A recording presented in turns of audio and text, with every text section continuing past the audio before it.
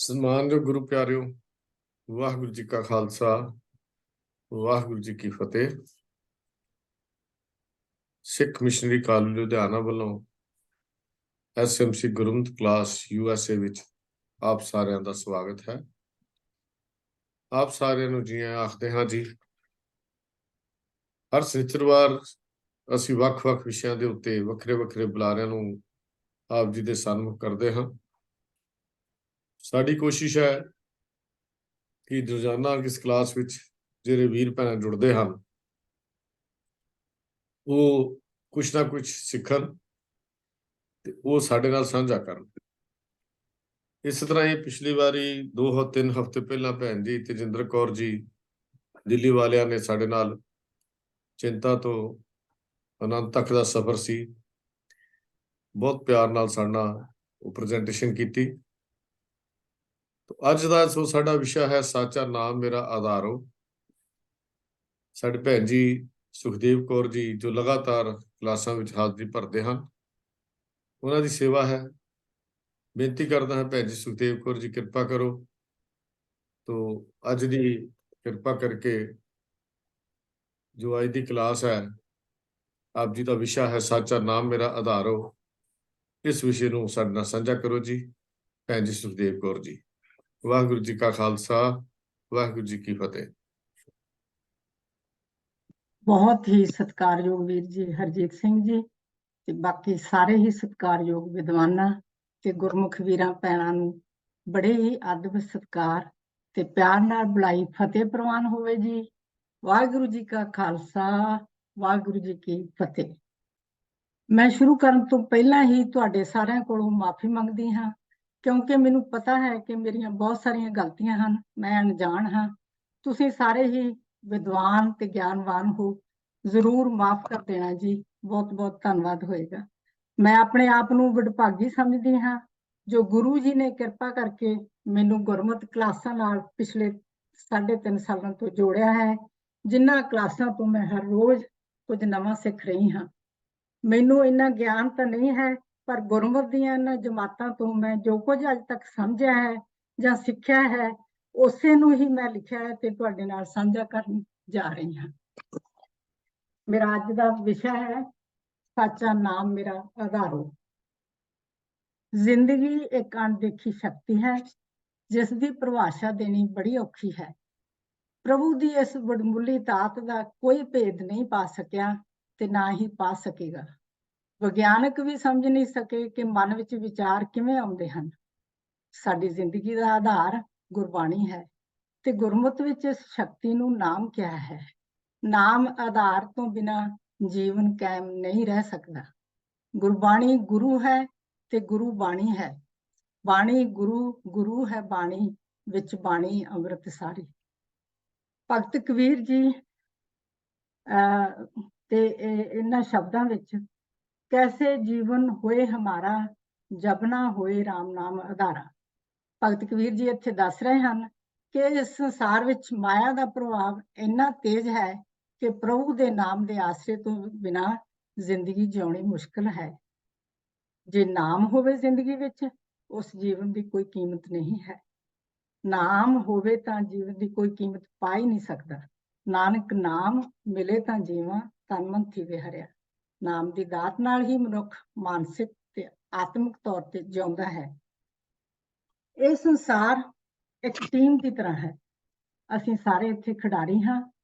जिहड़ा खिडारी नियमां अनुसार खेड नूं खेडदा है, टीम नाल तालमेल बना के चलदा है, वो खेड विच कामयाब हुंदा है। इसे तरह जिहड़ा मनुख प्रभु दे नियमां विच रह के भाव सत संतोख दया धर्म धीरज निमरता ते सहनशीलता के गुण धारण करके जिंदगी जिउंदा है, वो भी कामयाब हुंदा है।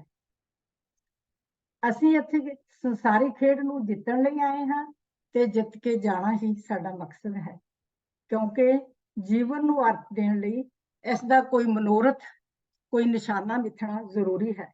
मनोरथ तो बिना ये जीवन बिना मलाह की किश्ती वांग है जो समुद्र दीआं लहरां नाल डिक डोले खांदी फिरदी है ते किसे किनारे नहीं पहुंचदी। ਇਹ ਜੀਵਨ ਤੇ ਮਿਲਿਆ ਸਮਾਂ ਬੇਹੱਦ ਕੀਮਤੀ ਹੈ ਤੇ ਇਸ ਜੀਵਨ ਵਿੱਚ ਕੁਝ ਹਾਸਲ ਕਰਨ ਦਾ ਸਾਡੇ ਕੋਲ ਹੁਣ ਹੀ ਮੌਕਾ ਹੈ। ਪਰ ਸਾਡੇ ਵਿੱਚੋਂ ਬਹੁਤੇ ਮੇਰੇ ਵਰਗੇ ਇਸ ਮੌਕੇ ਨੂੰ ਬਿਨਾਂ ਪਛਾਣੇ ਹੀ ਤੁਰ ਜਾਂਦੇ ਹਨ, ਵਿਕਾਰਾਂ ਵਿੱਚ ਫਸ ਕੇ ਹੀ ਰਹਿ ਜਾਂਦੇ ਹਨ, ਮੋਹ ਮਾਇਆ ਦੇ ਜਾਲ 'ਚ ਇੰਨਾ ਫਸਦੇ ਹਨ ਕਿ ਉਹਨਾਂ ਨੂੰ ਇਹ ਵੀ ਸੁਝਦਾ ਨਹੀਂ ਕਿ ਇਹ ਜ਼ਿੰਦਗੀ ਦਾ ਮੌਕਾ ਹੀ ਹੈ ਜਦੋਂ ਉਹ ਪ੍ਰਭੂ ਨੂੰ ਯਾਦ ਕਰ ਸਕਦਾ ਹੈ ਔਰ ਉਹ ਆਪਣੇ ਮੌਕੇ ਨੂੰ ਨਹੀਂ ਸੰਭਾਲਦਾ। ਗੁਰਬਾਣੀ ਦਾ ਫਰਮਾਨ ਹੈ, ਅਵਸਰ ਆਪਣਾ ਬੂਝੇ ਨਾ ਇਆਨਾ, ਮਾਇਆ ਮੋਹ ਰੰਗ ਲਿਪਟਾਨਾ। ਮੰਗਦੇ ਅਸੀਂ ਸੁੱਖ ਹਾਂ ਪਰ ਮਿਲਦਾ ਦੁੱਖ ਹੈ, ਸੁੱਖ ਮੰਗਤ ਦੁੱਖ ਆਗਲ ਹੋਏ, ਸਗਲ ਵਿਕਾਰੀ ਹਾਰ ਪਰੋਏ। ਸਾਰੀ ਗੁਰਬਾਣੀ ਦਾ ਭਾਵ ਹੀ ਇਹੋ ਹੈ ਕਿ ਪ੍ਰਭੂ ਦੇ ਨਾਮ ਤੋਂ ਬਿਨਾਂ ਹੇ ਮਨੁੱਖ ਤੇਰਾ ਛੁਟਕਾਰਾ ਨਹੀਂ ਹੋਣਾ। ਅਸੀਂ ਤਾਂ ਹੁਣ ਤੱਕ ਦੁੱਖਾਂ ਦੇ ਸੋਮਿਆਂ ਨੂੰ ਹੀ ਸੁੱਖਾਂ ਦੇ ਸਾਧਨ ਸਮਝਦੇ ਆਏ ਹਾਂ, ਪਰ ਹੁਣ ਜਦੋਂ ਜਵਾਨੀ ਚਲੀ ਗਈ, ਸਰੀਰਕ ਬਲ ਕਮਜ਼ੋਰ ਹੋ ਗਿਆ, ਪੈਰ ਥਿਰਕਣ ਲੱਗ ਪਏ ਹਨ, ਅੱਖਾਂ ਦੀ ਨਿਗਾਹ ਘਟ ਰਹੀ ਹੈ, ਤਾਂ ਬੰਦਾ ਮਹਿਸੂਸ ਕਰਦਾ ਹੈ ਕਿ ਮੈਂ ਤਾਂ ਜ਼ਿੰਦਗੀ ਦਾ ਮਨੋਰਥ ਹੀ ਨਹੀਂ ਜਾਣਿਆ। ਮੇਰਾ ਤਾਂ ਮਨੋਰਥ ਸੀ ਭਈ ਪ੍ਰਾਪਤ ਮਾਨੁਖ ਦੇਹਰੀਆ, ਗੋਬਿੰਦ ਮਿਲਣ ਕੀ ਇਹ ਤੇਰੀ ਬਰੀਆ। ਗੁਰੂ ਜੀ ਨੇ ਤਾਂ ਸਾਫ਼ ਦੱਸਿਆ ਸੀ, ਅਵਰ ਕਾਜ ਤੇਰੇ ਕਿਤੇ ਨਾ ਕਾਮ, ਮਿਲ ਸਾਧ ਸੰਗਤ ਭਜ ਕੇਵਲ ਨਾਮ। ਇਸ ਦਾ ਇਹ ਵੀ ਮਤਲਬ ਨਹੀਂ ਕਿ ਸਾਰਾ ਦਿਨ ਪਾਠ ਹੀ ਪੜ੍ਹੀ ਜਾਣਾ ਹੈ ਤੇ ਹੋਰ ਕੁਝ ਕਰਨਾ ਹੀ ਨਹੀਂ ਹੈ। ਸੋ ਇਹ ਹੈ ਕਿ ਦੁਨੀਆਦਾਰੀ ਵਿੱਚ ਰਹਿੰਦਿਆਂ ਹੋਇਆਂ, ਰੋਟੀ ਰੋਜੀ ਦਾ ਬੰਦੋਬਸਤ ਕਰਦੇ ਹੋਏ, ਕੰਮਕਾਰ ਕਰਦੇ ਹੋਏ, ਆਪਣੇ ਫਰਜ਼ਾਂ ਨੂੰ ਨਿਭਾਉਂਦੇ ਹੋਏ ਮਨ ਗੁਰੂ ਨਾਲ ਜੋੜੀ ਰੱਖਣਾ ਹੈ, ਗੁਰੂ ਦੇ ਨਿਯਮਾਂ ਨੂੰ ਨਹੀਂ ਭੁੱਲਣਾ। ਸੋ ਜ਼ਿੰਦਗੀ ਦਾ ਮਨੋਰਥ ਹੈ ਸਚਿਆਰ ਹੋਣਾ ਤੇ ਪ੍ਰਭੂ ਨੂੰ ਮਿਲਣਾ। ਪ੍ਰਭੂ ਮਿਲਾਪ ਦੀ ਖੋਜ ਰੱਬ ਹੋਣ ਦੀ ਖੋਜ ਹੈ। ਅਸੀਂ ਜ਼ਰੂਰ ਰੱਬ ਨੂੰ ਮਿਲ ਸਕਦੇ ਹਾਂ, ਪਰ ਸ਼ਰਤ ਹੈ ਕਿ ਪ੍ਰਭੂ ਨੂੰ ਮਿਲਣ ਦੀ ਤਾਂਘਤਾ ਹੋਵੇ। ਅਸੀਂ ਪ੍ਰਭੂ ਵਾਲੇ ਗੁਣ ਧਾਰਨ ਕਰਕੇ ਪ੍ਰਭੂ ਵਿੱਚ ਲੀਨ ਹੋ ਸਕਦੇ ਹਾਂ। ਗੁਰਬਾਣੀ ਕਹਿੰਦੀ ਹੈ, ਸਭ ਗੁਣ ਤੇਰੇ ਮੈਂ ਨਾਹੀ ਕੋਏ, ਬਿਨ ਗੁਣ ਕੀਤੇ ਭਗਤ ਨਾ ਹੋਏ। ਸੋ ਅਸੀਂ ਇਹਨਾਂ ਗੁਣਾਂ ਨੂੰ ਸਿਰਫ ਪੜ੍ਹਨਾ ਸੁਣਨਾ ਹੀ ਨਹੀਂ ਹੈ, ਜਿਉਣਾ ਹੈ। ਗੁਰਬਾਣੀ ਜੀਵਨ ਜਾਚ ਹੈ, ਅਸੀਂ ਗੁਰਬਾਣੀ ਬਣਨਾ ਹੈ। ਮਨ ਬਚਨ ਤੇ ਕਰਮ ਰਾਹੀਂ ਗੁਰੂ ਦੇ ਗੁਣਾਂ ਨੂੰ ਆਪਣੇ ਮਨ ਵਿੱਚ ਵਸਾਉਣ ਨਾਲ ਪ੍ਰਭੂ ਕਿਰਪਾ ਕਰਕੇ ਜ਼ਰੂਰ ਸਾਨੂੰ ਗਲੇ ਲਗਾ ਲੈਂਦਾ ਹੈ। ਪ੍ਰਭੂ ਦੀ ਕਿਰਪਾ ਹੈ ਗੁਰੂ ਦਾ ਗਿਆਨ। ਪ੍ਰਭੂ ਦੀ ਕਿਰਪਾ ਉਦੋਂ ਹੁੰਦੀ ਹੈ ਜਦੋਂ ਉਹ ਸਾਨੂੰ ਗਿਆਨ ਬਖਸ਼ਦਾ ਹੈ। ਗਿਆਨ ਕਦੋਂ ਬਖਸ਼ਦਾ ਹੈ? ਜਦੋਂ ਅਸੀਂ ਪ੍ਰਭੂ ਵਾਲੇ ਗੁਣਾਂ ਵਿੱਚ ਲੀਨ ਹੋ ਜਾਂਦੇ ਹਾਂ। ਅੰਦਰੋਂ ਜਿਨਕਾ ਮੋਹ ਟੁੱਟਾ, ਤਿਨਕਾ ਸ਼ਬਦ ਸੱਚੇ ਸਵਾਰਿਆ। ਅੰਦਰੋਂ ਮੋਹ ਉਦੋਂ ਟੁੱਟਦਾ ਹੈ, ਭਾਵ ਮਾਇਆ ਦਾ ਪਿਆਰ ਉਦੋਂ ਹਟਦਾ ਹੈ ਜਦੋਂ ਬੰਦਾ ਗੁਰੂ ਦੇ ਦੱਸੇ ਨਿਯਮਾਂ ਤੇ ਚੱਲਦਾ ਹੈ, ਸੱਚ ਧਾਰਨ ਕਰਦਾ ਹੈ, ਇਮਾਨਦਾਰੀ ਤੇ ਸ਼ੁਭ ਗੁਣਾਂ ਨਾਲ ਜੁੜਦਾ ਹੈ। ਸਚਿਆਰ ਜੀਵਨ ਹੀ ਮਨੁੱਖ ਨੂੰ ਮਾਨਸਿਕ ਸ਼ਾਂਤੀ ਤੇ ਇਤਮਾਨਾਨ ਬਖਸ਼ਦਾ ਹੈ। ਇੱਥੋਂ ਹੀ ਆਤਮ ਸੰਜਮ ਵਾਲਾ ਜੀਵਨ ਪ੍ਰਾਪਤ ਹੁੰਦਾ ਹੈ। ਸਚਿਆਰ ਬਣਿਆ ਅੰਦਰੋਂ ਖਲਬਲੀ ਤੇ ਉਕਸਾਹਟ ਮੁੱਕ ਜਾਂਦੀ ਹੈ ਤੇ ਫਿਰ ਸੱਚ, ਸੰਤੋਖ, ਦਇਆ, ਧਰਮ, ਧੀਰਜ, ਨਿਮਰਤਾ, ਭਰੋਸਾ, ਸਹਿਨਸ਼ੀਲਤਾ ਵਰਗੇ ਚੰਗੇ ਗੁਣ ਪ੍ਰਵੇਸ਼ ਕਰਨ ਲੱਗਦੇ ਹਨ। ਇਹ ਨੈਤਿਕ ਗੁਣ ਹੀ ਸਾਨੂੰ ਸੱਚ ਵੱਲ ਤੋਰਦੇ ਹਨ ਤੇ ਸਾਡੀ ਅਧਿਆਤਮਕ ਉੱਨਤੀ ਦਾ ਕਾਰਨ ਬਣਦੇ ਹਨ। ਜਦੋਂ ਮਨੁੱਖ ਵਿੱਚ ਚੰਗੇ ਗੁਣ ਪੈਦਾ ਹੋ ਜਾਂਦੇ ਹਨ ਤਾਂ ਮਾੜੇ ਔਗਣ ਖੁਦ ਬਖੁਦ ਚਲੇ ਜਾਂਦੇ ਹਨ। ਇਸ ਤਰ੍ਹਾਂ ਸਚਿਆਰਤਾ ਹੀ ਆਚਰਣ ਦਾ ਨੀਂਹ ਪੱਥਰ ਹੈ। ਇਹ ਬੜੀ ਲੰਮੀ ਘਾਲਣਾ ਦਾ ਕੰਮ ਹੈ, ਕੋਈ ਇੱਕ ਦਿਨ ਜਾਂ ਮਹੀਨੇ ਦਾ ਕੰਮ ਨਹੀਂ ਹੈ। ਇਸ ਘਾਲਣਾ ਰਾਹੀਂ ਹੀ ਸੱਚ ਦਾ ਆਚਾਰ ਢਲਦਾ ਹੈ ਤੇ ਸੱਚੇ ਆਚਰਣ ਨੂੰ ਗੁਰਮਤਿ ਵਿੱਚ ਸੱਚ ਤੋਂ ਵੀ ਉੱਚਾ ਸਥਾਨ ਦਿੱਤਾ ਹੈ। ਸੱਚੋਂ ਉਰੇ ਸਭ ਕੋ ਉੱਪਰ ਸੱਚ ਆਚਾਰ। ਸ਼ਖਸੀਅਤ ਵਿੱਚ ਉੱਚੇ ਆਚਰਣ ਦਾ ਹੋਣਾ ਬਹੁਤ ਜ਼ਰੂਰੀ ਹੈ। ਉੱਚਾ ਆਚਰਣ ਸਾਫ਼ ਚਿੱਟੇ ਕਾਗਜ਼ ਦੀ ਤਰ੍ਹਾਂ ਹੈ, ਇੱਕ ਵਾਰ ਧੱਬਾ ਲੱਗ ਗਿਆ ਮੁੜ ਕੇ ਸਫੇਦ ਕਰਨਾ ਮੁਸ਼ਕਲ ਹੋ ਜਾਂਦਾ ਹੈ। ਸਚਿਆਰੇ ਮਨੁੱਖ ਵਿੱਚ ਫਿਰ ਕਿਸੇ ਕਿਸਮ ਦਾ ਧੋਖਾ, ਈਰਖਾ, ਨਫ਼ਰਤ, ਜ਼ੁਲਮ, ਜ਼ਬਰ ਜੈਸੇ ਕੂੜ ਕਬਾੜ ਦੀ ਕੋਈ ਥਾਂ ਨਹੀਂ ਰਹਿੰਦੀ। ਸਚਿਆਰਾ ਮਨੁੱਖ ਫਿਰ ਰੱਬੀ ਹੁਕਮ ਵਿੱਚ ਤੁਰਨ ਲੱਗ ਪੈਂਦਾ ਹੈ। ਸ਼ਰਤ ਇਹ ਹੈ ਕਿ ਕੋਈ ਇਹਨਾਂ ਗੁਣਾਂ ਤੇ ਚੱਲ ਕੇ ਵੇਖੇ ਤਾਂ ਸਹੀ, ਫੇਰ ਹੀ ਪਤਾ ਲੱਗੇਗਾ ਕਿ ਕਿੰਨਾ ਸਕੂਨ ਮਿਲਦਾ ਹੈ। ਹੁਕਮੇ ਅੰਦਰ ਸਭ ਕੋ, ਬਾਹਰ ਹੁਕਮ ਨਾ ਕੋਈ। ਜੀਵਨ ਜੀਵਿਆ ਉਹੀ ਸਫਲ ਹੈ ਜੇ ਅੰਤ ਵਿੱਚ ਅਸੀਂ ਆਖ ਸਕੀਏ ਕਿ ਮਕਸਦ ਪੂਰਾ ਹੋ ਗਿਆ ਹੈ। ਸਾਨੂੰ ਭੁੱਲਣਾ ਨਹੀਂ ਚਾਹੀਦਾ ਕਿ ਨੇਕ ਚਾਲ ਚੱਲਣ, ਵਿਵੇਕ ਬੁੱਧੀ ਤੇ ਸਦਗੁਣੀ ਵਿਹਾਰ, ਪ੍ਰਭੂ ਦੇ ਗੁਣਾਂ ਨਾਲ ਸਾਂਝ ਪਾਇਆ ਤੇ ਗੁਰੂ ਦੇ ਉਪਦੇਸ਼ ਉੱਪਰ ਚੱਲ ਕੇ ਹੀ ਪ੍ਰਾਪਤ ਹੁੰਦੇ ਹਨ। ਗੱਲਾਂ ਨਾਲ ਕੁਝ ਨਹੀਂ ਹੋਣਾ। ਗੁਰਬਾਣੀ ਦਾ ਫਰਮਾਨ ਹੈ, ਸ਼ਬਦ ਰਤੇ ਸੇ ਨਿਰਮਲੇ ਔਰ ਸਦ ਬਲਿਹਾਰੈ ਜਾਸ, ਹਿਰਦੇ ਜਿਨ ਕੈ ਹਰ ਵਸੇ, ਚਿਤ ਘਟ ਹੈ ਪ੍ਰਗਾਸ। ਸਚਿਆਰਤਾ ਆਚਰਨ ਦਾ ਨੀਂਹ ਪੱਥਰ ਹੋਣ ਕਰਕੇ ਇਸ ਨੂੰ ਨਾਮ ਦੇ ਹਥੌੜੇ ਤੇ ਸ਼ਬਦ ਦੀ ਸ਼ੈਣੀ ਨਾਲ ਤਰਾਸ਼ਣਾ ਪੈਂਦਾ ਹੈ। ਬਿਨ ਸ਼ਬਦੇ ਆਚਾਰ ਨ ਕਿਨਹੀ ਪਾਇਆ, ਗੁਰਮੁਖ ਓਂਕਾਰ ਸੱਚ ਸਮਾਇਆ। ਪਈ ਅੜੇ ਸੋ ਸੇਵ ਤੂੰ, ਸਾਹੁਰੜੇ ਸੁਖ ਵਸ, ਗੁਰਮਿਲ ਚੱਜ ਆਚਾਰ ਸਿੱਖ, ਤੁਧ ਕਦੇ ਨ ਲੱਗੈ ਦੁੱਖ। ਆਓ ਹੁਣ ਆਪਾਂ ਇੱਕ ਇੱਕ ਕਰਕੇ ਪ੍ਰਭੂ ਦੇ ਕੁਝ ਕੁ ਗੁਣਾਂ ਦਾ ਸੰਖੇਪ ਜਿਹਾ ਵਰਣਨ ਕਰੀਏ। ਪਰ ਇੱਥੇ ਹੁਣ ਮੈਨੂੰ ਇੱਕ ਗੁਰੂ ਦਾ ਸ਼ਬਦ ਯਾਦ ਆ ਰਿਹਾ ਹੈ, ਤੇਰੇ ਕਵਣ ਕਵਣ ਗੁਣ ਕਹਿ ਕੇ ਗਾਵਾਂ, ਮੇਰੇ ਸਾਹਿਬ ਗੁਣੀ ਨਿਧਾਨਾ, ਤੁਮਰੀ ਮਹਿਮਾ ਵਰਨ ਨਾ ਸਕੂੰ, ਤੂੰ ਠਾਕਰ ਊਚ ਭਗਵਾਨਾ। ਪ੍ਰਭੂ ਤਾਂ ਗੁਣਾਂ ਦਾ ਖਜ਼ਾਨਾ ਹੈ। ਇੰਨੇ ਗੁਣ ਹਨ ਜਿਹੜੇ ਮੇਰੇ ਕਹਿਣ ਤੋਂ ਬਾਹਰ ਹਨ। ਮੈਂ ਬਿਆਨ ਨਹੀਂ ਕਰ ਸਕਦੀ, ਮੇਰੀ ਇੰਨੀ ਪਹੁੰਚ ਨਹੀਂ ਹੈ। ਪਰ ਫਿਰ ਵੀ ਕੁਝ ਕੁ ਗੁਣਾਂ ਬਾਰੇ ਵਿਚਾਰ ਕਰਦੇ ਹਾਂ। ਜੇ ਇੰਨੇ ਕੁ ਵੀ ਅਸੀਂ ਧਾਰਨ ਕਰ ਲਈਏ ਤਾਂ ਸਾਡੀ ਜ਼ਿੰਦਗੀ ਖੁਸ਼ ਤੇ ਸੁਖੀ ਤੇ ਖੁਸ਼ਹਾਲ ਹੋ ਸਕਦੀ ਹੈ। ਇਹਨਾਂ ਗੁਣਾਂ ਨਾਲ ਹੀ ਅਸੀਂ ਸਚਿਆਰ ਬਣ ਸਕਦੇ ਹਾਂ। ਪਹਿਲਾ ਗੁਣ ਹੈ ਸੱਚ। ਗੁਰਬਾਣੀ ਨਿਰੋਲ ਸੱਚ ਹੈ। ਸੱਚ ਦਿਸਦਾ ਨਹੀਂ, ਪਰ ਸੱਚ ਨੂੰ ਕਿਸੇ ਗਵਾਹੀ ਦੀ ਲੋੜ ਨਹੀਂ ਹੁੰਦੀ, ਉਹ ਆਪਣੀ ਸ਼ਾਦੀ ਆਪ ਭਰਦਾ ਹੈ। ਸੱਚ ਵਾਹਿਗੁਰੂ ਹੈ, ਬ੍ਰਹਮ ਹੈ ਜੋ ਸਦਾ ਸੱਚ ਹੈ, ਸਦਾ ਸੱਚ ਸੀ ਤੇ ਹਮੇਸ਼ਾ ਰਹੇਗਾ ਵੀ। ਅਸੀਂ ਹਰ ਰੋਜ਼ ਪੜ੍ਹਦੇ ਹਾਂ, ਆਦ ਸੱਚ, ਜੁਗਾਦ ਸੱਚ, ਹੈਪੀ ਸੱਚ, ਨਾਨਕ ਹੋਸੀ ਭੀ ਸੱਚ। ਜੋ ਮਨੁੱਖ ਸੱਚ ਨੂੰ ਜਾਣ ਲੈਂਦਾ ਹੈ, ਉਹੀ ਸੱਚ ਵਿੱਚ ਸਮਾ ਸਕਦਾ ਹੈ। ਸੱਚ ਸਦਾ ਸਹੀ ਹੁੰਦਾ ਹੈ। ਸੱਚ ਸਾਨੂੰ ਉੱਪਰ ਵੱਲ ਨੂੰ ਚੁੱਕਦਾ ਹੈ। ਪ੍ਰਭੂ ਦਾ ਨਾਮ ਜੋ ਸੱਚ ਹੈ, ਮਿੱਠਾ ਹੈ ਤੇ ਪਿਆਰਾ ਲੱਗਣ ਲੱਗ ਪੈਂਦਾ ਹੈ ਤੇ ਸੱਚੀ ਤਰ੍ਹਾਂ ਜ਼ਿੰਦਗੀ ਜਿਉਣ ਦਾ ਚਾਅ ਪੈਦਾ ਹੋਣ ਲੱਗ ਪੈਂਦਾ ਹੈ। ਫਿਰ ਮਨੁੱਖ ਆਪਣੇ ਆਪ ਨੂੰ ਗੁਰਬਾਣੀ ਯਾਦ ਕਰਦਾ ਹੋਇਆ ਕਹਿੰਦਾ ਹੈ, ਬੋਲੀਏ ਸੱਚ ਧਰਮ ਝੂਠ ਨਾ ਬੋਲੀਏ, ਜੋ ਗੁਰ ਦੱਸੈ ਵਾਟ ਮਰੀਦਾ ਜੋਲੀਏ।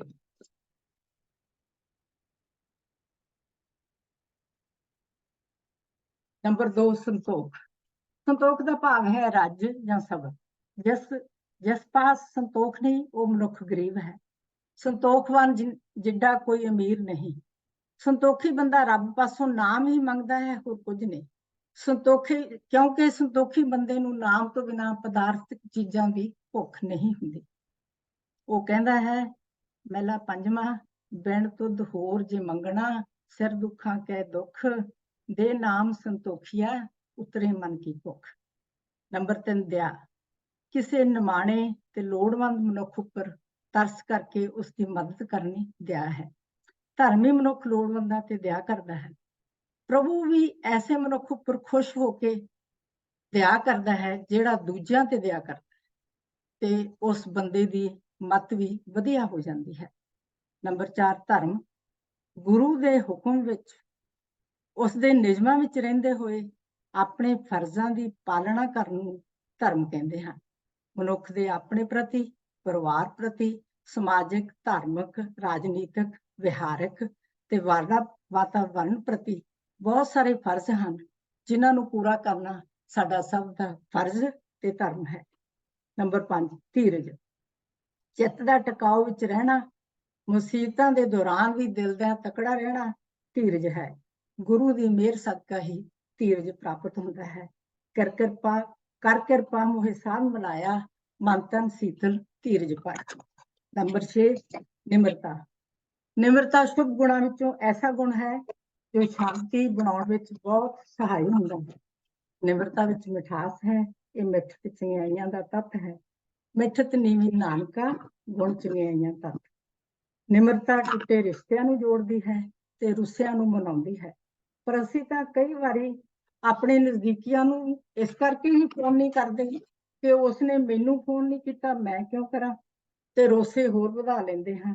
ਜੇ ਉਸਨੇ ਨਹੀਂ ਕੀਤਾ ਭਾਈ, ਜੇ ਅਸੀਂ ਕਰ ਲਵਾਂਗੇ ਤੇ ਕੀ ਘਟਣ ਲੱਗਾ ਹੈ, ਰਿਸ਼ਤੇ ਤਾਂ ਬਣੇ ਰਹਿਣਗੇ।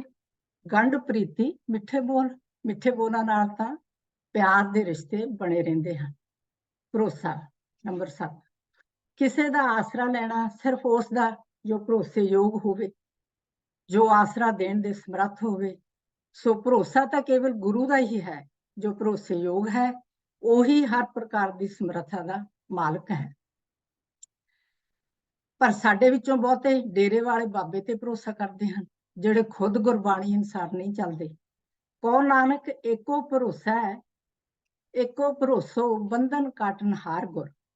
नंबर 8, सिदक गुरु दे भरोसे ते अटुट विश्वास। भाव गुरु नूं हर समय अपने नाल हाजिर नाजिर समझना, उस प्रभु की मौजूदगी दिलां दा सौदा है। इसे सिदक नाल ही प्रभु की कृपा प्राप्त होती है। प्रभु की हाजिर नाजरता का विश्वास ही साडे अंदर उसते भरोसेयोगता का एहसास पैदा करता है। इस तरह गुरु नूं अंग संग जाणिया बंदा कदे गलत काम नहीं करेगा। कर बाहर तेरा प्रभासा, तू जन के है संग। नंबर 9, सहनशीलता। सहनशीलता तो भाव है बर्दाश्त का माता।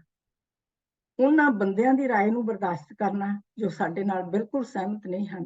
ਇਹ सोचना कि उन्हां नूं भी साडे नालों वखरी मत रखण दा उन्ना ही हक है जिन्ना सानूं उन्हां तो वखरी राय रखण दा। दूजे दी वखरी राय नूं नज़र अंदाज करना सहनशीलता नहीं है। सो दूजे बंदे दी राय ना मुनासिब होण दे बावजूद भी उसनूं उस दे हिसाब नाल सही कहना सहनशीलता है। डर के किसी की गलत गल नूं मनना सहनशीलता नहीं है। मतलब ये है कि दूजिਆਂ ਨੂੰ भी ਅਸੀਂ ਉਸੇ ਤਰ੍ਹਾਂ स्वीकार करिए जिवें ਉਹ ਹਨ, इस तरह नहीं जिवें ਅਸੀਂ ਚਾਹੁੰਦੇ ਹਾਂ कि ਉਹ ਹੋਣ। ਅਸੀਂ ਤਾਂ ਕਈ ਵਾਰੀ ਕਿਸੇ ਨੂੰ ਗੱਲ ਵੀ ਪੂਰੀ ਨਹੀਂ ਕਰਨ ਦਿੰਦੇ, ਵਿੱਚੇ ਹੀ ਟੋਕ ਕੇ ਆਪਣੀ ਗੱਲ ਉਹਨਾਂ ਉੱਪਰ ਵੜਨ ਲੱਗ ਪੈਂਦੇ ਹਾਂ। ਪੰਜਾਬੀ ਦੀ ਕਹਾਵਤ ਹੈ, ਅਸੀਂ ਤਾਂ ਨੱਕ ਤੇ ਮੱਖੀ ਨਹੀਂ ਬੈਠਣ ਦਿੰਦੇ, ਗੱਲ ਬਰਦਾਸ਼ਤ ਕਰਨੀ ਬਹੁਤ ਵੱਡੀ ਗੱਲ ਹੈ। ਜਿਸ ਮਨੁੱਖ ਕੋਲ ਅਕਲ ਹੈ, ਬਲ ਹੈ, ਵੇਖ ਕੇ ਵੀ ਅਣਡਿੱਠ ਕਰਨਾ ਜਾਣਦਾ ਹੈ, पर होरनां नूं निवरता नाल मिलदा है, अपने पास किसी मौके कुछ भी ना होवे वंडण नूं तैयार रहिंदा है, अजिहा व्यक्ति ही सहनशील कहाउण दा हकदार है। गुरबाणी विच ऐसे बंदे नूं भगत भी कहा है। भाव ऐसा मनुख जिस कोल कुछ भी नहीं है, हाथ च सिर्फ एक रोटी है जिहड़ी उसदी खुद दी भुख भी नहीं मिटा सकदी, पर फिर भी वो अद्धी रोटी दूसरे बंदे नूं वंड के खांदा है। मत होंदी होए इयाणा, ताण होंदे होए निताणा, अणहोंदे आप वंडाए, को ऐसा भगत सदाए। नंबर 10, खिमा। खिमा किसी नूं माफ कर देना बहुत वड्डा गुण है। खिमा गही प्रतशील संतोखन, माफ कर देने का सुभाव धारण करना उत्तम आचरण ते संतुष्टता है। जहां लोभ तय काल है, जहां खिमा तय आप। जिथे लालच है उत्थे मौत है, जिथे माफी है उत्थे रब आप है। 11, परोपकार का परोपकार, इसका मतलब है दूजे का बिना स्वार्थ भला करना, लोड़वंदां की मदद करनी। जिवें भगत पूर्ण सिंह जी ने सड़कों तो रोगियां दुखियां नूं उठा के इलाज किया, सानू भी इन्हां महान गुरमुखां तो सीखण दी लोड़ है। असीं भी किसी गरीब बच्चे की फीस दे के उसनूं पढ़ा सकते हाँ, अपने किते मुताबिक बच्चों नूं मुफ्त पढ़ा सकते हाँ। डॉक्टर कोई जे अध्यापक है बच्चों नूं मुफ्त पढ़ा सकता है, डॉक्टर किसी का मुफ्त इलाज कर सकता है। अनेकां ही इहो जिहियां उदाहरणां हैं। नंबर 12, असल सूरमता। हिमालय पर्वत नूं जित लैना असली बहादुरी नहीं है। असली सूरमा वो है जो अपने विकारां नूं अपने अधीन कर सके। इन्हां विकारां ने साडी जिंदगी नरक बना रखी है। काम क्रोध काया को गल है, ज्यों कंचन सुहागा ढाले। इन्हां नूं छड्डिया नहीं जा सकता, पर इन्हां दी सुचज्जी वरतों कीती जा सकती है। ये अधीन हो सकते हैं जदों असीं गुरबाणी नूं मन वचन ते कर्म राहीं अपनी जिंदगी विच अपनावांगे, सच्चे नाम नूं अपनी जिंदगी का आधार बनावांगे, तां असीं इन्हां नूं काबू कर सकते हैं। मन बच क्रम प्रभ एक ध्याए, सर्व फला सोई फल पाए। जदों साडे ख्याल विच बोलण विच ते कर्मां विच सच आ गया, फिर तां बंदा रब्बी रूप ही हो जाता है, कोई कमी नहीं रहिंदी। ਮਨ ਵਿੱਚ ਕਰਮ ਅਰਾਧੇ ਕਰਤਾ ਤੇ ਸੁਨਾਹੀ ਕਦੇ ਸਜਾਈ ਹੈ। ਜਿਹੜਾ ਬੰਦਾ ਹਰ ਕੰਮ ਕਰਨ ਸਮੇਂ ਜਾਂ ਹਰ ਸਮੇਂ ਪ੍ਰਭੂ ਨੂੰ ਯਾਦ ਰੱਖਦਾ ਹੈ, ਉਸ ਨੂੰ ਕਦੇ ਸਜ਼ਾ ਨਹੀਂ ਮਿਲਦੀ, ਭਾਵ ਉਸ ਦੁਖੀ ਨਹੀਂ ਹੁੰਦਾ। ਮਨ ਕਰਕੇ, ਕਰਮਾਂ ਕਰਕੇ, ਬਚਨਾਂ ਕਰਕੇ ਮਨਮੁਖ ਸੰਸਾਰ ਨੂੰ ਚੇਤੇ ਕਰਦਾ ਹੈ। ਪਰ ਗੁਰੂ ਜੀ ਆਖਦੇ ਹਨ, ਅਸੀਂ ਮਨ, ਬਚਨ ਤੇ ਕਰਮਾਂ ਰਾਹੀਂ ਰੱਬ ਨੂੰ ਚੇਤੇ ਕਰਨਾ ਹੈ। ਚੇਤਨਾ ਹੈ ਤੋ ਚੇਤ ਲੈ, ਨਿਸ ਦਿਨ ਮੈਂ ਪ੍ਰਾਣੀ, ਛਿਨ ਛਿਨ ਔਰ ਬਿਹਾਤ ਹੈ, ਫੂਟੇ ਘਟ ਜੋ ਪਾਣੀ। ਸੋ ਇਹ ਬੰਦੇ, ਰੱਬ ਨੂੰ ਹਰ ਸਮੇਂ ਯਾਦ ਰੱਖ। ਇਹ ਉਮਰ ਘਟਦੀ ਜਾ ਰਹੀ ਹੈ, ਜਿਵੇਂ ਤੜਕੇ ਹੋਏ ਘੜੇ ਵਿੱਚੋਂ ਪਾਣੀ ਵਗ ਰਿਹਾ ਹੈ। ਮਨ, ਬਚਨ ਤੇ ਕਰਮ ਰਾਹੀਂ ਅਸੀਂ ਆਪਣੀ ਜ਼ਿੰਦਗੀ ਨੂੰ ਸਵਾਰ ਸਕਦੇ ਹਾਂ। ਜੇ ਅਸੀਂ ਇਹ ਸੋਚ ਲਈਏ ਕਿ ਅੱਖਾਂ ਨਾਲ ਅਸੀਂ ਹਰ ਬੰਦੇ ਵਿੱਚ ਵਾਹਿਗੁਰੂ ਨੂੰ ਵੇਖਣਾ ਹੈ, ਕਿਸੇ ਨਾਲ ਵੀ ਗੱਲ ਕਰਨ ਲੱਗੀਏ ਮਿੱਠੇ ਬੋਲ ਬੋਲਣੇ ਹਨ, ਕਿਸੇ ਨੂੰ ਐਸੇ ਬੋਲ ਨਹੀਂ ਬੋਲਣੇ ਜੋ ਕਿਸੇ ਦਾ ਦਿਲ ਦੁਖਾਉਣ। ਮਨ ਕਿਸੇ ਨਾਲ ਈਰਖਾ ਕਰਨ ਲੱਗੇ, ਸੋਚੋ ਕਿ ਇਸ ਬੰਦੇ ਵਿੱਚ ਵੀ ਰੱਬ ਹੈ, ਮੈਂ ਰੱਬ ਨਾਲ ਈਰਖਾ ਨਹੀਂ ਕਰਨੀ। ਤੇ ਫਿਰ ਸਾਨੂੰ ਸਾਰੇ ਪਾਸੇ ਸਭ ਗੋਬਿੰਦ ਹੈ, ਸਭ ਗੋਬਿੰਦ ਹੈ, ਗੋਬਿੰਦ ਬਿਨ ਨਹੀਂ ਕੋਈ। ਗੁਰੂ ਹੀ ਨਜ਼ਰ ਆਏਗਾ। ਅਸੀਂ ਕਿਸੇ ਦਾ ਹੱਕ ਮਾਰਨ ਲੱਗਾਂਗੇ, ਸਾਨੂੰ ਯਾਦ ਆਏਗਾ, ਹੱਕ ਪਰਾਇਆ ਨਾਨਕਾ, ਉਸ ਸੂਰ ਉਸ ਗਾਏ। ਸਾਨੂੰ ਇਹਨਾਂ ਹੱਥਾਂ ਨਾਲ ਕਿਸੇ ਦੀ ਮਦਦ ਕਰਨੀ ਚਾਹੀਦੀ ਹੈ, ਲੋੜਵੰਦਾਂ ਦੇ ਕੰਮ ਆਉਣਾ ਚਾਹੀਦਾ ਹੈ। ਗੁਰਬਾਣੀ ਕਹਿੰਦੀ ਹੈ, ਘਾਲ ਖਾਏ ਕਿਸ ਹੱਥੋਂ ਦੇ, ਨਾਨਕ ਰਾਹ ਪਛਾਣੇ ਸੇ। ਅਸੀਂ ਕਿਸੇ ਡਿੱਗੇ ਨੂੰ ਉਠਾਈਏ, ਕਿਸੇ ਡਿੱਗਦੇ ਨੂੰ ਸਹਾਰਾ ਦੇਈਏ, ਮਨ ਵਿੱਚੋਂ ਊਚ ਨੀਚ ਦੇ ਟੋਏ ਟਿੱਬੇ ਕੱਢ ਕੇ ਸਭ ਵਿੱਚੋਂ ਇੱਕੋ ਰੱਬ ਨੂੰ ਦੇਖੀਏ। ਊਚ ਨੀਚ ਦੇ ਭੇਦਭਾਵ ਮਿਟਾ ਕੇ ਸਾਂਝੀਵਾਲਤਾ ਪੈਦਾ ਹੋ ਸਕਦੀ ਹੈ। ਫਿਰ ਹੀ ਕਹਿ ਸਕਦੇ ਹਾਂ, ਸਭ ਦੇ ਸਾਂਝੀਵਾਲ ਸਦਾਇਆਂ, ਕੋਈ ਨਾ ਦਿਸੇ ਬਾਕਾ ਜੀਓ। ਮਨ ਵਿੱਚ, ਕਰਮ ਵਿੱਚ ਸਦਭਾਵਨਾ ਲਿਆਉਣ ਦਾ ਇੱਕ ਹੋਰ ਵੀ ਫਾਇਦਾ ਹੈ।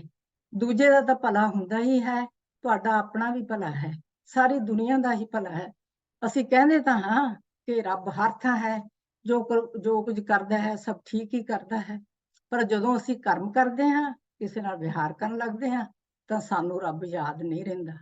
ਕਿੰਨੇ ਦੁੱਖ ਦੀ ਗੱਲ ਹੈ। ਸਾਨੂੰ ਲੋੜ ਹੈ ਹਰ ਬੰਦੇ ਦੇ ਵਿੱਚ, ਹਰ ਥਾਂ, ਹਰ ਸਮੇਂ ਅਸੀਂ ਰੱਬ ਨੂੰ ਯਾਦ ਰੱਖੀਏ। ਰੱਬ ਨੂੰ ਯਾਦ ਰੱਖਾਂਗੇ, ਸਾਨੂੰ ਆਤਮਿਕ ਤੌਰ ਤੇ ਸ਼ਾਂਤੀ ਤੇ ਸੁੱਖ ਮਿਲੇਗਾ।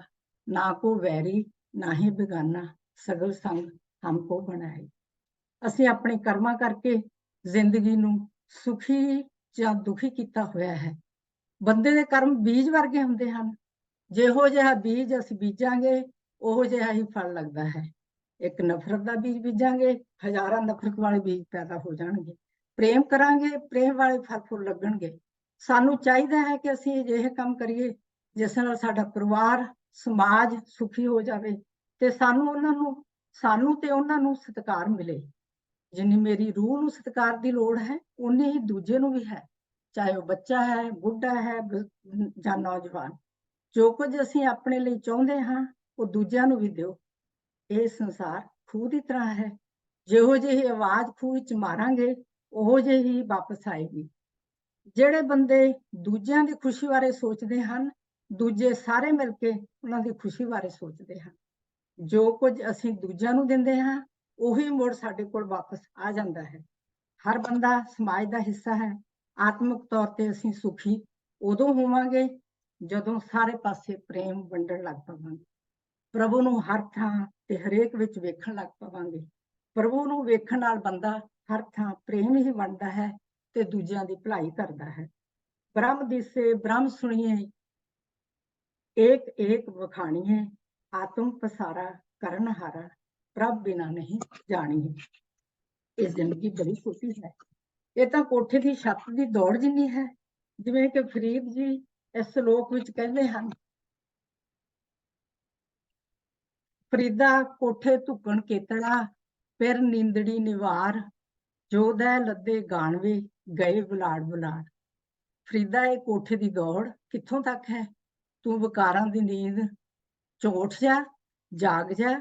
ਇਹ ਗਿਣਤੀ ਦੇ ਇਹ ਜ਼ਿੰਦਗੀ ਦੇ ਗਿਣਵੇਂ ਦਿਨ ਛਾਲਾਂ ਮਾਰ ਮਾਰ ਕੇ ਭੱਜੇ ਜਾ ਰਹੇ ਹਨ, ਖਤਮ ਹੋ ਰਹੇ ਹਨ। ਸੋ ਸੋਚੋ, ਕੋਠੇ ਦੀ ਛੱਤ ਕਿੰਨੀ ਕੁ ਲੰਬੀ ਹੋ ਸਕਦੀ ਹੈ? ਵੱਧ ਤੋਂ ਵੱਧ 100 ਕਮਰਿਆਂ ਦੀ। ਇਸ ਤਰ੍ਹਾਂ ਛੋਟੀ ਜਿਹੀ ਜ਼ਿੰਦਗੀ ਨੂੰ ਵਿਕਾਰਾਂ, ਕਾਮ, ਕ੍ਰੋਧ, ਲੋਭ, ਮੋਹ, ਹੰਕਾਰ ਵਿੱਚ ਫਸ ਕੇ ਬਰਬਾਦ ਨਾ ਕਰੀਏ। ਪ੍ਰਭੂ ਦੇ ਗੁਣਾਂ ਵੱਲੋਂ ਉਵੇਸਲੇ ਨਾ ਹੋ, ਹੇ ਬੰਦੇ। ਤੂੰ ਜਾਗ, ਇਹਨਾਂ ਵਿਕਾਰਾਂ ਦੀ ਦੌੜ ਤੋਂ ਜਾਣੂ ਹੋ। ਇਹ ਜ਼ਿੰਦਗੀ ਕੱਚੇ ਘੜੇ ਵਾਂਗ ਹੈ, ਇਸ ਵਿੱਚੋਂ ਸਾਹਾਂ ਦਾ ਪਾਣੀ ਇੱਕ ਇੱਕ ਕਰਕੇ ਕਿਰਦਾ ਜਾ ਰਿਹਾ ਹੈ। ਪਤਾ ਹੀ ਨਹੀਂ ਲੱਗਣਾ ਕਦੋਂ ਇਹ ਘੜਾ ਫੁੱਟ ਜਾਣਾ ਹੈ ਤੇ ਇਹ ਜੀਵਨ ਮੁੱਕ ਜਾਣਾ ਹੈ। ਆਓ ਆਪਾਂ ਰੱਬੀ ਗੁਣਾਂ ਤੋਂ ਬਿਨਾਂ ਇਹ ਜ਼ਿੰਦਗੀ ਵਿਅਰਥ ਨਾ ਗਵਾਈਏ। ਅਜੇ ਵੀ ਸੰਭਲ ਕੇ ਪ੍ਰਭੂ ਦੇ ਗੁਣਾਂ ਨਾਲ ਸਾਂਝ ਪਾ ਕੇ ਜ਼ਿੰਦਗੀ ਸਫਲ ਕਰ ਸਕਦੇ ਹਾਂ। ਇਹ ਜੀਵਨ ਦਾ ਸਮਾਂ ਬੇਹੱਦ ਕੀਮਤੀ ਹੈ ਤੇ ਇਹ ਦੋਵੇਂ ਖਰੀਦੇ ਨਹੀਂ ਜਾ ਸਕਦੇ। ਜਦੋਂ ਬੀਤ ਗਏ ਫਿਰ ਮੁੜ ਨਹੀਂ ਆਉਣੇ। ਸਰੀਰਕ ਮੌਤੇ ਤਾਂ ਹਰੇਕ ਨੇ ਮਰਨਾ ਹੀ ਹੈ, ਪਰ ਜਿਉਂਦੇ ਜੀ ਅਸੀਂ ਵਿਕਾਰਾਂ ਵਿੱਚ ਫਸ ਕੇ ਘੱਟੋ ਘੱਟ ਆਤਮਿਕ ਮੌਤੇ ਤਾਂ ਨਾ ਮਰੀਏ। ਜਿਉਂਦੇ ਜੀ ਤਾਂ ਇਹਨਾਂ ਵਿਕਾਰਾਂ ਚੋਂ ਨਿਕਲ ਕੇ ਸਮੇਂ ਦੀ ਸਹੀ ਵਰਤੋਂ ਕਰ ਲਈਏ। ਅਸਲ ਵਿੱਚ ਆਤਮਿਕ ਮੌਤ ਸ਼ੁਰੂ ਕਦੋਂ ਹੁੰਦੀ ਹੈ? ਜਦੋਂ ਬੰਦਾ ਹੇਰਾਫੇਰੀ ਕਰਦਾ ਹੈ, ਲਾਲਚ ਕਰਦਾ ਹੈ ਜਾਂ ਝੂਠ ਬੋਲਦਾ ਹੈ। ਅਜਿਹੇ ਕੰਮ ਬੰਦਾ ਕਰਦਾ ਹੀ ਉਦੋਂ ਹੈ ਜਦੋਂ ਉਹ ਰੱਬ ਨੂੰ ਭੁੱਲ ਜਾਂਦਾ ਹੈ। ਤੇ ਰੱਬ ਯਾਦ ਰਹੇ ਤਾਂ ਬੰਦਾ ਗਲਤ ਕੰਮ ਕਰੇ ਹੀ ਨਾ। ਗੁਰਬਾਣੀ ਤਾਂ ਇਹੀ ਕਹਿੰਦੀ ਹੈ ਕਿ ਜਿਉਂਦਾ ਹੀ ਉਹ ਮਨੁੱਖ ਹੈ ਜਿਹੜਾ ਰੱਬ ਨੂੰ ਹਰ ਸਮੇਂ ਯਾਦ ਰੱਖਦਾ ਹੈ, ਜਾਂ ਜਿਸ ਦੇ ਦਿਲ ਵਿੱਚ ਗੁਰੂ ਦੀ ਯਾਦ ਹਮੇਸ਼ਾ ਬਣੀ ਰਹਿੰਦੀ ਹੈ। ਅੱਖਾਂ ਜੀਵਾਂ ਵਿਸਰੇ ਮਰ ਜਾਓ, ਸੋ ਜੀਵਿਆ ਜਿਸ ਮਨ ਵਸਿਆ ਸੋਏ, ਨਾਨਕ ਅਵਰਨਾ ਜੀਵੈ ਕੋਇ। ਪ੍ਰਭੂ ਤਾਂ ਹਮੇਸ਼ਾ ਹੀ ਮਿਲ ਸਕਦਾ ਹੈ। ਸ਼ੁਭ ਗੁਣ ਧਾਰਨ ਕਰਨ ਨਾਲ ਮਨੁੱਖ ਵਿੱਚ ਵੀ ਸੰਭਾਵਨਾ ਹੈ, ਉਹ ਵੀ ਕਦੇ ਵੀ ਇਹ ਗੁਣ ਧਾਰਨ ਕਰ ਸਕਦਾ ਹੈ। ਇੱਥੇ ਉਮਰ ਦਾ ਨਹੀਂ, ਪ੍ਰੇਮ ਦਾ ਫਲ ਹੈ। ਰੱਬ ਪ੍ਰੇਮ ਨਾਲ, ਰੱਬ ਪੈਸੇ ਨਾਲ, ਹੱਠ ਨਾਲ, ਵਰਤ ਰੱਖ ਕੇ, ਚੜਾਵੇ ਚੜਾ ਕੇ, ਤੀਰਥਾਂ ਤੇ ਜਾ ਕੇ ਜਾਂ ਤਪ ਕਰਕੇ ਨਹੀਂ ਮਿਲਦਾ। ਪ੍ਰਭੂ ਤਾਂ ਮਨੋਂ ਪ੍ਰੇਮ ਕਰਕੇ, ਰੱਬੀ ਗੁਣ ਸਤ ਸੰਤੋਖ ਦਇਆ ਧਰਮ ਧੀਰਜ ਨਿਮਰਤਾ ਸਹਿਜ ਨਿਰਭੈਤਾ ਨਿਰਵੈਰਤਾ ਵਾਲੇ ਗੁਣਾਂ ਨਾਲ ਸਾਂਝ ਪਾ ਕੇ ਹੀ ਮਿਲਦਾ ਹੈ। ਨਿਰਭਉ ਜਪੇ ਸਗਲ ਭਉ ਮਿਟੇ। ਮਨੁੱਖ ਦੇ ਸਰੀਰਕ ਸਰੋਵਰ ਵਿੱਚ ਪ੍ਰਭੂ ਨੇ ਸਾਰੇ ਗੁਣ ਪਾਏ ਹਨ। ਜਿਵੇਂ ਦੁੱਧ ਰਿੜਕ ਕੇ ਮੱਖਣ ਕੱਢ ਲਈਦਾ ਹੈ, ਇਸੇ ਤਰ੍ਹਾਂ ਗੁਰੂ ਦੀ ਸ਼ਰਨ ਪੈ ਕੇ ਮਨੁੱਖ ਪਰਮਾਤਮਾ ਦੇ ਗੁਣ ਮੋੜ ਵਿਚਾਰ ਕੇ ਜ਼ਿੰਦਗੀ ਵਿੱਚ ਧਾਰਨ ਕਰਕੇ ਜੀਵਨ ਦਾ ਨਿਚੋੜ ਉੱਚਾ ਸੁੱਚਾ ਜੀਵਨ ਪ੍ਰਾਪਤ ਕਰ ਲੈਂਦਾ ਹੈ। ਗੁਰਬਾਣੀ ਕਹਿੰਦੀ ਹੈ, ਜੇ ਗੁਣ ਹੋਵਨ ਸਾਜਣਾ, ਮਿਲ ਸਾਂਝ ਕਰੀਜੈ ਗੁਣਾ ਕੇਰੀ, ਛੋੜ ਅਵਗੁਣ ਚੱਲੀਏ। ਜੇ ਮਨੁੱਖ ਚਾਹੁੰਦਾ ਹੈ ਕਿ ਉਸ ਵਿੱਚ ਗੁਣ ਪੈਦਾ ਹੋਣ ਤਾਂ ਸਤ ਸੰਗਤ ਵਿੱਚ ਜਾ ਕੇ ਗੁਣਾਂ ਵਾਲੇ ਗੁਰਮੁਖਾਂ ਨਾਲ ਗੁਣਾਂ ਦੀ ਸਾਂਝ ਪਾਉਣੀ ਜ਼ਰੂਰੀ ਹੈ। ਇਸ ਤਰ੍ਹਾਂ ਅੰਦਰੋਂ ਔਗਣ ਤਿਆਗ ਕੇ ਜੀਵਨ ਦੇ ਸ਼ੁਭ ਰਾਹ ਤੇ ਤੁਰ ਸਕੀਦਾ ਹੈ। ਇੱਥੇ ਤਾਂ ਆਪਣਾ ਆਪ ਭੇਟ ਕਰਨਾ ਪੈਂਦਾ ਹੈ, ਸਵਾਰਥ ਛੱਡਣਾ ਪੈਂਦਾ ਹੈ। ਕੰਚਨ ਸਿਉ ਪਾਈਏ ਨਹੀਂ ਤੋਲ, ਮਨ ਦੇ ਰਾਮ ਲਿਆ ਹੈ ਮੋਲ। ਅਸੀਂ ਜ਼ਰੂਰ ਸਚਿਆਰ ਬਣ ਸਕਦੇ ਹਾਂ ਜੇ ਅਸੀਂ ਰੱਬੀ ਨਿਯਮ ਵਿੱਚ ਰਹਿ ਕੇ ਸੱਚ ਨੂੰ ਆਧਾਰ ਬਣਾ ਕੇ ਗੁਰੂ ਤੋਂ ਗਿਆਨ ਲੈ ਕੇ ਜ਼ਿੰਦਗੀ ਨੂੰ ਜਿਉਣਾ ਸਿੱਖ ਜਾਈਏ। ਸੱਚ ਨੂੰ ਆਧਾਰ ਬਣਾਉਣ ਦਾ ਮਤਲਬ ਹੈ ਮਨ ਵਿੱਚ ਸੱਚ, ਸੋਚ ਵਿੱਚ ਸੱਚ, ਬੋਲਣ ਵਿੱਚ ਸੱਚ, ਕਰਮਾਂ ਵਿੱਚ ਸੱਚ, ਭਾਵ ਸੱਚ ਕਹਿਣਾ, ਸੱਚ ਸੁਣਨਾ, ਸੱਚੀ ਕਿਰਤ ਕਰਨੀ, ਸੱਚੇ ਸੁੱਚੇ ਵਿਹਾਰ ਕਰਨੇ ਤੇ ਸਾਰੇ ਪਾਸੇ ਰੱਬ ਨੂੰ ਵੇਖਣਾ। ਫਿਰ ਜ਼ਿੰਦਗੀ ਵਿੱਚ ਸਿਰਫ ਸੱਚ ਹੀ ਸੱਚ ਰਹਿ ਜਾਵੇਗਾ। ਨਾਲ ਹੀ ਅਸੀਂ ਹਰ ਪਲ ਉਸ ਪ੍ਰਭੂ ਦਾ ਧੰਨਵਾਦ ਕਰੀਏ ਉਹਨਾਂ ਸਭ ਵਡਮੁੱਲੀ ਦਾਤਾਂ ਲਈ ਜੋ ਉਸਨੇ ਸਾਨੂੰ ਦਿੱਤੀਆਂ ਹਨ। ਪਰ ਅਸੀਂ ਤਾਂ ਕਦੇ ਸ਼ੁਕਰਾਨਾ ਵੀ ਨਹੀਂ ਕੀਤਾ। ਦਿੱਤੀਆਂ ਹੋਈਆਂ 90 ਚੀਜ਼ਾਂ ਲਈ ਅਸੀਂ ਕਦੇ ਪ੍ਰਭੂ ਦਾ ਧੰਨਵਾਦ ਨਹੀਂ ਕਰਦੇ। 10% ਜੇ ਨਹੀਂ ਦਿੱਤੀਆਂ, ਉਹਨਾਂ ਦੀ ਅਸੀਂ ਹਰ ਵੇਲੇ ਸ਼ਿਕਾਇਤ ਹੀ ਕਰਦੇ ਰਹਿੰਦੇ ਹਾਂ। ਅਸੀਂ ਤਾਂ ਉਸਦੀਆਂ ਦਿੱਤੀਆਂ ਦਾਤਾਂ ਦਾ ਮੁੱਲ ਨਹੀਂ ਦੇ ਸਕਦੇ। ਘਰੋਂ ਬਾਹਰ ਨਿਕਲ ਕੇ ਦੇਖੀਏ, ਉਸਦੀ ਬਣਾਈ ਹੋਈ ਹਰ ਚੀਜ਼ ਬੰਦੇ ਨੂੰ ਵਿਸਮਾਦ ਵਿੱਚ ਲੈ ਜਾਂਦੀ ਹੈ। ਰੇਲ ਦੀਆਂ ਬੂੰਦਾਂ, ਉੜਦੀਆਂ ਤਿਤਲੀਆਂ, ਭਵਰਿਆਂ ਦੀ ਗੁੰਜਾਰ, ਸਵੇਰੇ ਪੰਛੀਆਂ ਦੀ ਚਹਿਚਹਾਟ, ਜਿਵੇਂ ਉਹ ਪ੍ਰਭੂ ਦੇ ਗੁਣ ਗਾ ਰਹੇ ਹੋਣ। ਰੁਮਕਦੀ ਪੌਣ, ਸੁਗੰਧੀ ਖਿਲਾਰ ਦੇ ਫੁੱਲ, ਫੁੱਲਾਂ ਲੱਦੇ ਦਰਖਤ, ਹਰੇ ਭਰੇ ਬਾਗ, ਬਰਫਾਨੀ ਪਹਾੜ, ਵਗਦੇ ਝਰਨੇ, ਪੰਛੀਆਂ ਦੀਆਂ ਅਸਮਾਨੀ ਉੜਦੀਆਂ ਡਾਰਾਂ, ਮੀਂਹ ਦੀ ਰਿਮਝਿਮ, ਆਕਾਸ਼ ਵਿੱਚ ਸਤਰੰਗੀ ਪੀਂਘ, ਲਹਿ ਲਹਾਂਦੀਆਂ ਫਸਲਾਂ, ਬੱਦਲਾਂ ਦੇ ਫੰਬੇ, ਚਮਕਦੀ ਧੁੱਪ, ਤਪਦਾ ਸੂਰਜ, ਸੀਤਲ ਚੰਦ, ਆਕਾਸ਼ ਵਿੱਚ ਟਿਮਟਮਾਉਂਦੇ ਤਾਰੇ ਤੇ ਹੋਰ ਬੇਅੰਤ ਖੂਬਸੂਰਤ ਚੀਜ਼ਾਂ ਜੋ ਬਿਆਨ ਤੋਂ ਬਾਹਰ ਹਨ। ਭਾਵ ਉਸਦਾ ਇਹ ਸਾਰਾ ਬ੍ਰਹਿਮੰਡ ਤੇ ਕਾਇਨਾਤ ਕਿੰਨੀ ਖੂਬਸੂਰਤ ਹੈ। ਅਸੀਂ ਤਾਂ ਇਸ ਨੂੰ ਵੀ ਕਦੇ ਨਹੀਂ ਮਾਣਿਆ। ਹਰ ਮਨੁੱਖ ਸੋਹਣਾ ਬਣਨਾ ਚਾਹੁੰਦਾ ਹੈ। ਸਿਰਫ ਸ਼ਕਲ ਦਾ ਸੋਹਣਾ ਮਨੁੱਖ ਹੀ ਸੋਹਣਾ ਨਹੀਂ ਹੁੰਦਾ। ਕੁਝ ਹੀ ਦੇਖ ਵਾਲਾ ਪਰ ਰੱਬੀ ਗੁਣਾਂ ਵਿੱਚ ਰੰਗਿਆ ਹੋਇਆ ਮਨੁੱਖ ਵੀ ਬੇਹੱਦ ਖੂਬਸੂਰਤ ਹੋ ਸਕਦਾ ਹੈ। ਜੇ ਅਸੀਂ ਵੀ ਸੁੰਦਰ ਪ੍ਰਭੂ ਨਾਲ ਜੁੜ ਜਾਈਏ, ਅਸੀਂ ਵੀ ਖੂਬਸੂਰਤ ਤੇ ਸੁਚਾਰ ਹੋ ਸਕਦੇ ਹਾਂ। ਪੰਜਵੇਂ ਪਾਤਸ਼ਾਹ ਗੁਰੂ ਅਰਜਨ ਸਾਹਿਬ ਜੀ ਫਰੀਦ ਜੀ ਦੇ ਇਸ ਸ਼ਲੋਕ ਨੂੰ ਸਪਸ਼ਟ ਕਰਦੇ ਹੋਏ ਫਰਮਾਉਂਦੇ ਹਨ। ਸ਼ਲੋਕ ਹੈ, ਆਪ ਸਵਾਰੈ ਮੈਂ ਮਿਲਿਆ ਸੁਖ ਹੋਏ, ਫਰੀਦਾ ਜੇ ਤੂੰ ਮੇਰਾ ਹੋ ਰਹੇ, ਸਭ ਜਗ ਤੇਰਾ ਹੋਏ। ਗੁਰੂ ਜੀ ਫਰਮਾਉਂਦੇ ਹਨ, ਫਰੀਦ ਜੀ ਤੂੰ ਆਪਣੇ ਆਪ ਨੂੰ ਜੇ ਸਵਾਰ ਲਏ ਤਾਂ ਰੱਬ ਤੈਨੂੰ ਮਿਲ ਪਏਗਾ, ਤੈਨੂੰ ਸੁੱਖ ਮਿਲੇਗਾ। ਇਸੇ ਤਰ੍ਹਾਂ ਅਸੀਂ ਗੁਰੂ ਨੂੰ ਜੇ ਆਪਾਂ ਭੇਟ ਕਰ ਦਈਏ, ਆਪਣਾ ਆਪ ਸਵਾਰ ਲਈਏ, ਤਾਂ ਦੁਨੀਆ ਤੁਹਾਡੇ ਪਿੱਛੇ ਪਿੱਛੇ ਫਿਰਦੀ ਹੈ, ਮਾਇਆ ਵੀ ਤੁਹਾਡੇ ਪਿੱਛੇ ਪਿੱਛੇ ਤੁਰੀ ਫਿਰਦੀ ਹੈ। ਕੱਪੜੇ ਸਾਨੂੰ ਕੁਝ ਮਿੰਟਾਂ ਲਈ ਸੋਹਣਾ ਬਣਾ ਸਕਦੇ ਹਨ, ਪਰ ਅਸਲੀ ਖੂਬਸੂਰਤੀ ਤਾਂ ਸਾਡੇ ਗੁਣਾਂ ਨੇ ਦੇਣੀ ਹੈ। ਸ਼ਬਦ ਸਾਡਾ ਗੁਰੂ ਹੈ, ਗੁਰੂ ਗਿਆਨ ਹੈ ਤੇ ਵਿਵੇਕ ਹੈ। ਮੁੱਕਦੀ ਗੱਲ ਇਹ ਹੈ ਕਿ ਗੁਰਬਾਣੀ ਸਾਨੂੰ ਜਗਾਉਂਦੀ ਹੈ, ਚਾਨਣ ਦਿੰਦੀ ਹੈ। ਗੁਰਬਾਣੀ ਇਸ ਜੱਗ ਮੈਂ ਚਾਨਣ। ਗੁਰਬਾਣੀ ਕਹਿੰਦੀ ਹੈ, ਹੇ ਮਨੁੱਖ, ਇਹ ਹੀਰਾ ਜਨਮ ਅਮੁੱਲਕ ਹੈ, ਇਸ ਨੂੰ ਕੌਡੀਆਂ ਦੇ ਭਾਅ ਨਾ ਗਵਾ। ਰੱਬੀ ਗੁਣਾਂ ਨਾਲ ਸਾਂਝ ਪਾ ਕੇ, ਰੱਬ ਦੇ ਹੁਕਮ ਵਿੱਚ ਰਹਿ ਕੇ ਇਸ ਜ਼ਿੰਦਗੀ ਨੂੰ ਸਫਲ ਕਰ ਲੈ। ਇੱਕ ਵਾਰ ਬੀਤਿਆ ਸਮਾਂ ਮੁੜ ਹੱਥ ਨਹੀਂ ਆਉਣਾ। ਬੀਤ ਜਾਇਆ ਹੈ ਜਨਮ ਅਕਾਜ ਰੇ। ਇਸ ਦੁਨੀਆ ਵਿੱਚ ਰੱਬ ਨੇ ਜਿਸ ਖਾਸ ਮਕਸਦ ਲਈ ਸਾਨੂੰ ਭੇਜਿਆ ਹੈ, ਅਸੀਂ ਉਸ ਨੂੰ ਪਛਾਣੀਏ ਤੇ ਆਪਣੇ ਨਿੱਤਾ ਪ੍ਰਤੀ ਦੇ ਫਰਜ਼ਾਂ ਨੂੰ, ਜੋ ਪਰਿਵਾਰ, ਸਮਾਜ, ਦੇਸ਼ ਤੇ ਵਾਤਾਵਰਣ ਪ੍ਰਤੀ ਹਨ, ਉਹਨਾਂ ਨੂੰ ਘਰ ਗ੍ਰਸਤੀ ਵਿੱਚ ਰਹਿੰਦੇ ਹੋਏ ਪੂਰਾ ਕਰਦੇ ਧਿਆਨ ਪ੍ਰਭੂ ਨਾਲ ਜੋੜੀ ਰੱਖੀਏ। ਜਿਵੇਂ ਗੁਰਬਾਣੀ 'ਚ ਕਿਹਾ ਹੈ, ਭਜੋ ਗੋਬਿੰਦ ਭੂਲ ਮਤ ਜਾਹੋ, ਮਾਨਸ ਜਨਮ ਕਾ ਇਹੀ ਲਾਹ। ਸੋ ਸਾਨੂੰ ਵਿਚਾਰਨ ਦੀ ਲੋੜ ਹੈ ਕਿ ਅਸੀਂ ਗੱਲਾਂ ਸੁਣ ਕੇ ਹੀ ਨਾ ਤੁਰਦੇ ਜਾਈਏ, ਸੱਚੇ ਨਾਮ ਨੂੰ ਜ਼ਿੰਦਗੀ ਦਾ ਆਧਾਰ ਬਣਾ ਕੇ ਰੱਬੀ ਗੁਣਾਂ ਨਾਲ ਸਾਂਝ ਪਾਈਏ ਤੇ ਆਪਣੀ ਜ਼ਿੰਦਗੀ ਨੂੰ ਸਵਾਰੀਏ। ਹੁਣ ਇੱਥੇ ਮੈਨੂੰ ਇੱਕ ਰੈਲੇਵੈਂਟ ਕਹਾਣੀ ਯਾਦ ਆ ਰਹੀ ਹੈ, ਜਿਹੜੀ ਕਿ ਸਾਨੂੰ ਗਿਆਨੀ ਅੰਮ੍ਰਿਤਪਾਲ ਜੀ ਨੇ ਦੂਸਰੀ ਕਲਾਸ ਵਿੱਚ ਸੁਣਾਈ ਸੀ। ਛੋਟੀ ਜਿਹੀ ਕਹਾਣੀ ਹੈ, 2-4 ਮਿੰਟਾਂ ਦੀ, ਸੋ ਮੈਂ ਤੁਹਾਡੇ ਨਾਲ ਸਾਂਝੀ ਕਰਨ ਲੱਗੀ ਹਾਂ।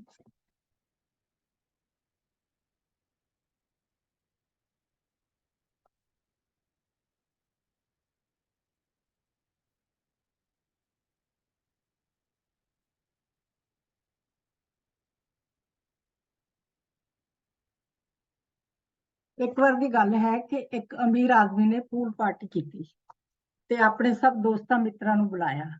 ਲੋਕ ਆਏ, ਰੰਗੀਲੇ ਮਾਹੌਲ ਵਿੱਚ ਸਭ ਕੋਈ ਗੱਪਾਂ ਛੱਪਾਂ ਮਾਰਦੇ ਆਨੰਦ ਮਾਣ ਰਹੇ ਸਨ। ਉਸ ਸਮੇਂ ਦੌਰਾਨ ਹੀ ਘਰ ਦੇ ਮਾਲਕ ਨੇ, ਜੋ ਕਿ ਪੂਲ ਕਾਫੀ ਲੰਬਾ ਚੌੜਾ ਸੀ, ਉਹਦੇ ਵਿੱਚ ਕੁਝ ਜ਼ਹਿਰੀਲੇ ਜਾਨਵਰ ਛੁਡਵਾ ਦਿੱਤੇ, ਜਿਵੇਂ ਸੱਪ, ਮਗਰਮੱਛ ਆਦਿ।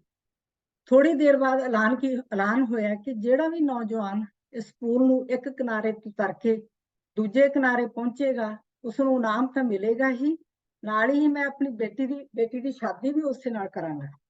ਇੰਨਾ ਸੁਣ ਕੇ ਸਾਰੇ ਇੱਕ ਦੂਜੇ ਦੇ ਮੂੰਹਾਂ ਵੱਲ ਵੇਖਣ ਲੱਗ ਪਏ, ਸੋਚਣ ਲੱਗੇ, ਕੌਣ ਇਸ ਖਤਰਨਾਕ ਪੂਲ ਵਿੱਚ ਕੁੱਦਣ ਦੀ ਹਿੰਮਤ ਕਰੇਗਾ। ਅਜੇ ਕੁਸਰ ਚੱਲ ਹੀ ਰਹੀ ਸੀ ਕਿ ਕਿਸੇ ਨੇ ਇੱਕ ਗੱਭਰੂ ਨੂੰ ਪੂਲ ਵਿੱਚ ਧੱਕਾ ਦੇ ਦਿੱਤਾ।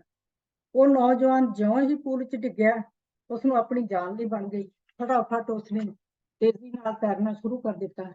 ਅਖੀਰ ਨੂੰ ਬਚਦੇ ਬਚਾਉਂਦੇ ਉਹ ਸਹੀ ਸਲਾਮਤ ਪੂਲ ਦੇ ਦੂਜੇ ਕਿਨਾਰੇ ਪਹੁੰਚ ਗਿਆ ਤੇ ਉਸਨੂੰ ਸੁੱਖ ਦਾ ਸਾਹ ਆਇਆ।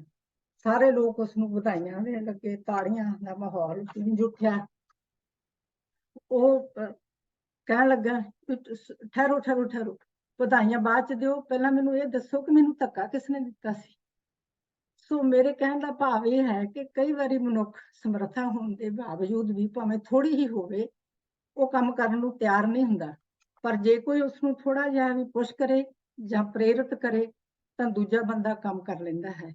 ਹੁਣ ਤੁਸੀਂ ਸੋਚੋ ਕਿ ਮੈਨੂੰ ਧੱਕਾ ਕਿਸਨੇ ਦਿੱਤਾ ਸੀ। ਸੋ ਮੈਂ ਸਾਰੇ ਹੀ ਵੀਰ ਜੀਆਂ ਦੀ, ਜਿਨ੍ਹਾਂ ਨੇ ਮੈਨੂੰ ਇਹ ਵਿਸ਼ਾ ਤਿਆਰ ਕਰਨ ਲਈ ਤੇ ਬੋਲਣ ਲਈ ਪ੍ਰੇਰਿਆ, ਤੁਹਾਡੀ ਵਜ੍ਹਾ ਕਰਕੇ ਹੀ ਅੱਜ ਮੈਨੂੰ ਪੂਰੀ ਜਮਾਤ ਨਾਲ ਆਪਣੇ ਵਿਚਾਰ ਸਾਂਝੇ ਕਰਨ ਦਾ ਮੌਕਾ ਮਿਲਿਆ ਹੈ। ਤੁਹਾਡਾ ਬਹੁਤ ਬਹੁਤ ਧੰਨਵਾਦ। ਅੰਤ ਵਿੱਚ ਇੱਕ ਵਾਰ ਫਿਰ ਸਾਰੇ ਹੀ ਗੁਰਮੁਖ ਵੀਰਾਂ ਭੈਣਾਂ ਕੋਲ ਹੋਈਆਂ ਬੇਅੰਤ ਭੁੱਲਾਂ ਤੇ ਗਲਤੀਆਂ ਦੀ ਮਾਫੀ ਮੰਗਦੀ ਹਾਂ, ਕਿਉਂਕਿ ਮੈਂ ਤਾਂ ਸਿੱਖ ਰਹੀ ਹਾਂ, ਮੈਨੂੰ ਕੁਝ ਆਉਂਦਾ ਨਹੀਂ ਹੈ। ਜ਼ਰੂਰ ਮਾਫ ਕਰਨ ਦੀ ਕਿਰਪਾਲਤਾ ਕਰਨੀ ਜੀ। ਤੁਹਾਡਾ ਸਾਰਿਆਂ ਦਾ ਕਲਾਸ ਵਿੱਚ ਆਉਣ ਲਈ ਬਹੁਤ ਬਹੁਤ ਧੰਨਵਾਦ। ਵਾਹਿਗੁਰੂ ਜੀ ਕਾ ਖਾਲਸਾ, ਵਾਹਿਗੁਰੂ ਜੀ ਕੀ ਫਤਿਹ।